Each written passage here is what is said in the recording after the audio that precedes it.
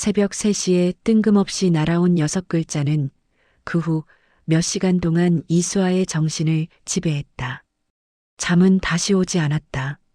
침대에 누워 천장을 봤지만 시야에 들어오는 건 온통 핸드폰 화면 속의 그 문장뿐이었다. 수아야, 잊지 마. 마치 오래된 카세트 테이프처럼 머릿속에서 반복 재생되었다. 솔직히 말하면 아빠의 목소리가 어떤 톤이었는지조차 가물가물해진 지 오래였다. 5년. 그 시간은 기억을 닳게 만드는 무서운 마모제였다. 아침 일찍 출근 준비를 했다. 거울 속의 수아는 평소와 다르지 않았다. 무덤덤한 표정, 깔끔하게 묶은 머리.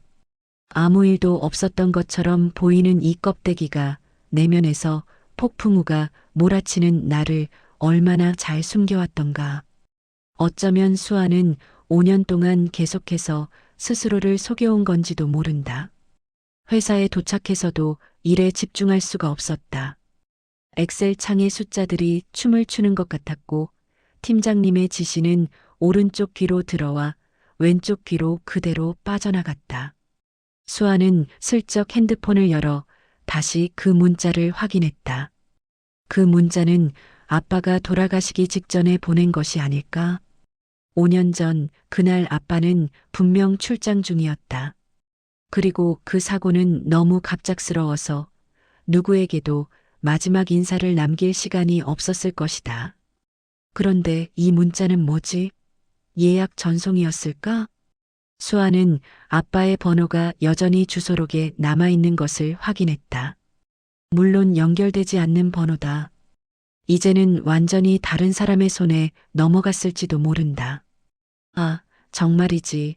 모든 것이 너무 희미하고 불완전했다. 왜냐하면 아빠의 죽음은 내게 작별이 아니라 그냥 부재였으니까. 그 부재는 어떤 명확한 끝도 없이 계속해서 내 삶의 공백을 만들었다. 미처 나누지 못한 대화, 미처 꺼내지 못한 감정, 미처 묻지 못한 질문들. 그 모든 것이 그냥 뭉뚱그려진 채 슬픔이라는 이름으로 내 안에 응어리져 있었다. 수아는 5년 동안 그 응어리를 건드리지 않으려 애썼다. 있는 게 상책이라고 생각했다. 시간이 약이다라는 말은 어쩌면 기억을 무덤에 묻어버리라는 잔인한 지시일지도 모른다. 1700일. 메시지가 5년 만에 도착했다는 것을 정확히 계산해 보니 1800일은 조금 안 되는 시간이었다. 대략 1700일이 조금 넘는 시간. 그 긴 시간 동안 이 메시지는 전파의 바다 어딘가에서 혹은 서버의 구석진 곳에서 발송 대기라는 상태로 갇혀 있었을 것이다. 아빠의 마지막 목소리가 통신사의 오류 때문에 봉인되어 있었던 것이다. 수아는 팀원들이 잠시 자리를 비운 틈을 타 아빠의 옛날 이메일 계정에 접속을 시도했다. 비밀번호는 언제나처럼 우리 가족의 보물창고였다. 접속에 성공하자 수아는 아빠의 메일함을 뒤지기 시작했다. 혹시 이 문자 메시지와 관련된 어떤 계획이나 메모가 있을까 싶어서 수많은 업무 메일, 신문 기사, 스크랩 사이에서 수아는 나비 서비스 관련이라는 제목의 작은 메모를 발견했다. 내용은 간단했다. 나비 예약 메시지 기능 확인 완료.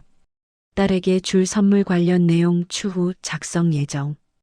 아빠는 이 문자를 선물이라고 생각했구나.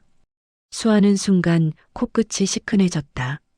단순한 작별이 아니라 딸에게 무언가를 남겨주고 싶었던 아빠의 따뜻한 의지.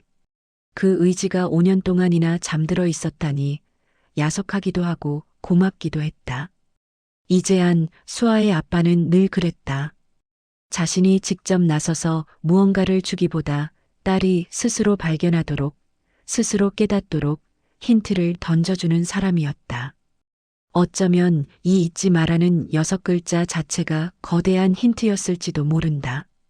아빠는 자신이 없더라도 수아가 뭔가를 찾기를 바랐을 것이다. 다시 문자로 돌아갔다. 수아야, 잊지 마. 이 문장의 주어는 수아이고 동사는 잊지 마다. 목적어는 생략되어 있다. 무엇을 잊지 말라는 걸까? 아빠와의 추억? 아니면 아빠가 남긴 어떤 물건? 아니면 5년 전 아빠가 마지막으로 말하려 했던 그 장소? 수아는 머리가 깨질 듯 아파왔다. 이건 단순한 메시지가 아니었다. 이건 아빠가 남긴 미스터리였다. 점심시간이 되자 수아는 구내식당에 가는 대신 회사 근처 작은 카페로 갔다. 사람들의 웅성거림 속에서 수아는 노트북을 켰다. 이제 이성적으로 접근해야 했다.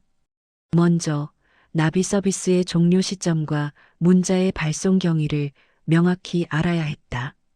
나비 통신 서비스 종료를 검색했다. 어제 새벽에 봤던 내용이 다시 확인되었다. 금일 11월 3일 21시부로 모든 서비스 최종 종료. 이제 9시간도 남지 않았다. 관련 기사들을 샅샅이 뒤졌다. 대부분은 스타트업의 실패에 대한 냉정한 분석이었지만 한 기사의 댓글에서 나는 중요한 단서를 발견했다. 익명의 엔지니어가 남긴 댓글이었다. 솔직히 말하면 서버 정리 과정에서 5년 이상 대기 중이던 메시지들을 발견했을 때 나는 이걸 그냥 삭제할 수가 없었어. 통신 규정상 불가능했지만 서비스 종료 직전 프로그램을 우회해서 강제로 일괄 발송 처리했지. 아마 몇몇 메시지는 기적처럼 가족들에게 도착했을 거야. 내 양심에 걸린 일이었거든. 익명의 엔지니어 A. 바로 나비 서비스의 전 엔지니어, 즉 나비가 아닐까? 나는 심장이 두근거리는 것을 느꼈다. 이 문자는 단순한 시스템 오류의 잔해가 아니라 누군가의 인간적인 양심이 만든 결과였다. 아빠의 의지와 한 엔지니어의 작은 반항이 5년의 시간을 뛰어넘은 것이다. 수아는 그 댓글의 작성자 정보를 찾아보려 했지만 이미 삭제되거나 익명 처리된 상태였다. 다만 그의 글에 언급된 인간적인 양심이라는 단어는 수아에게 큰 위안을 주었다.